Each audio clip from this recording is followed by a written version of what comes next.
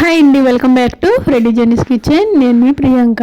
ఈరోజు మన రెసిపీ చూస్తుంటేనే అర్థమవుతుంది కదండి, కొబ్బరి రైస్ అండి. ఇంట్లోనే ఈజీగా మనం చేసుకోవచ్చు.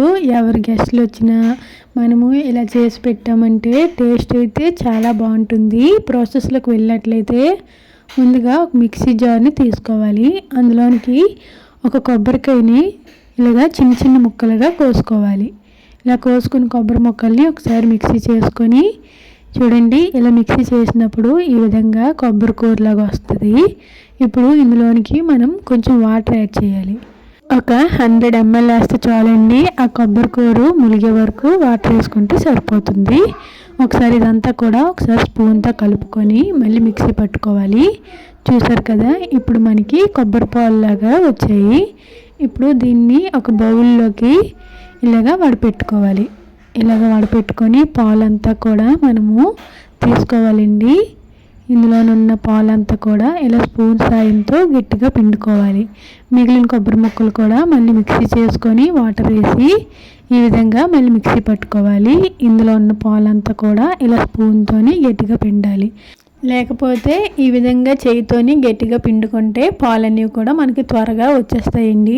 స్పూన్ కన్నా ఇలా చేయితోని పిండుకుంటే మనకి పాలు అనేవి ఫాస్ట్గా, మనకి కొబ్బరి పాలు అనేవి పని అనేది త్వరగా అవుతుంది. ఇలా పిండుకుని పాలన్నీ కూడా ఒక దగ్గర ఉంచాలి. ఇందులోని మరి ఇంకా వాటర్ యాడ్ చేయకండి. కొబ్బరి రైస్ అన్నప్పుడు కొబ్బరి పాలు అనేవి ఎక్కువ వేసుకుంటేనే టేస్ట్ అనేది చాలా బాగుంటుంది.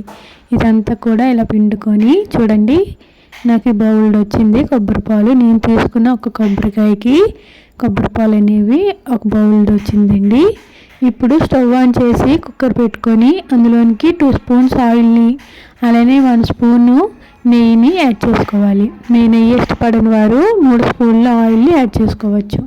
ఇప్పుడు ఇందులోనికి బిర్యానీ ఇంగ్రీడియంట్స్ అనేవి వేసుకోవాలి. ఒక దాల్చిన చెక్క, 3 లవంగి, 2 యాలకులు, ఒక మరాఠీ మొగ్గ వేసుకోవాలి. బిర్యానీ ఆకు కూడా ఒకటి వేసుకోవాలి. ఇందులోనికి ఒక పెద్ద సైజు ఉల్లిపాయలు ఇలా ముక్కలుగా కోసుకొని వేసుకోవాలండి. 4 పచ్చిమిరపకాయలు, కొంచెం కరివేపాకుని కూడా యాడ్ చేసుకోవాలి. అలానే ఇందులోనికి ఒక పెద్ద సైజు క్యారెట్, 2 మీడియం సైజు బంగాళదుంపలు కూడా ఇలా పెద్దగా కోసుకొని ఇందులోని వేసుకోవాలి. ఇవన్నీ కూడా మీడియం ఫ్లేమ్లో పెట్టుకుంటూ ఒక 2 minutes వరకు ఫ్రై చేస్తూ ఉండాలి. ఇందులోనికి 1 స్పూను సాల్ట్ని కూడా యాడ్ చేసుకోవాలి. సాల్ట్ వేసాక ఇవన్నీ కూడా ఒకసారి బాగా కలుపుకోవాలండి. ఇలాగ ఇవన్నీ కూడా మనము ఆయిల్లోనే ఇలా ఫ్రై చేసుకుంటూ ఉండాలి. ఇవన్నీ కూడా ఒక 50% కుక్ అయితే చాలండి. ఎందుకంటే మనము వీటికి విజిల్స్ ఇస్తాం కాబట్టి ఎక్కువ కుక్ అయినట్లయితే మనము విజిల్ పెట్టినప్పుడు ఇవన్నీ కూడా మెత్తగా అయిపోతాయి. కాబట్టి ఒక 50% కుక్ అయితే పర్ఫెక్ట్గా మనకు సరిపోతుంది. ఇలాగా ఒక 3 minutes వరకు వీటిని ఫ్రై చేసుకొని మీడియం ఫ్లేమ్లో ఉంచుకుంటే సరిపోతుంది. ఇప్పుడు ఇందులోనికి నేను బాస్మతి రైస్ యాడ్ చేస్తున్నాను. ఇది ఒక 1/2 hour ముందే నానబెట్టుకొని వేసుకున్నట్లయితే మనకి రైస్ అనేది బాగా కుక్ అవుతుంది, విడివిడిగా కూడా వస్తుంది. ఇక్కడ నేను 2 cups రైస్ తీసుకున్నానండి. రైస్ వేసాక ఒకసారి కలుపుకొని ఇందులోనికి మనం ఇందాక వడపెట్టుకున్న కొబ్బరి పాలు అనేవి యాడ్ చేయాలి. నేను తీసుకున్న 2 కప్పుల రైస్కి 3 కప్పుల కొబ్బరి పాలు అనేది యాడ్ చేశాను. ఒకవేళ మీరు నార్మల్ రైస్ తీసుకుంటున్నట్టయితే 2 కప్పుల రైస్కి 4 కప్పుల కొబ్బరి పాలు యాడ్ చేయాల్సి ఉంటుంది. ఉప్పు సరిపోయిందో లేదో చూడండి, సాలకపోతే ఒకసారి యాడ్ చేసుకోండి. ఇప్పుడు ప్రెషర్ కుక్కర్ మూత పెట్టి ఒకసారి పైన విజిల్ అనేది టైట్గా పెట్టుకోండి. విజిల్ బాగా పెట్టుకున్నాక ఇప్పుడు హై ఫ్లేమ్లో పెట్టి దీనికి 2 విజిల్స్ మనము ఇవ్వాలి. బాస్మతి రైస్కి అయితే 2 విజిల్స్ సరిపోతుందండి. నార్మల్ రైస్కి అయితే 3 విజిల్స్ ఇవ్వాలి. 2 విజిల్స్ అయిపోయాక ఇప్పుడు మనము స్టవ్ ఆఫ్ చేసుకోవాలి. స్టవ్ ఆఫ్ చేశాక కూల్ అయ్యాక ఇప్పుడు మనము కుక్కర్ అనేది మూత తీసుకోవాలి. చూసారు కదా, ఇలా చూసి మనము రైస్ అనేది మెత్తగా అయిపోయిందని ఉడకలేదని అనుకోకండి. కొబ్బరి పాలు వేయడం వల్ల పైన మనకి అలానే వస్తుంది. రైస్ కలుపుకుంటే లోన్ అనేది పర్ఫెక్ట్గానే కుక్ అవుతుందండి. చూసారు కదా, ఇలా గంటతోని ఇలా కలుపుకుంటే రైస్ ఎంత విడివిడిగా వచ్చిందో.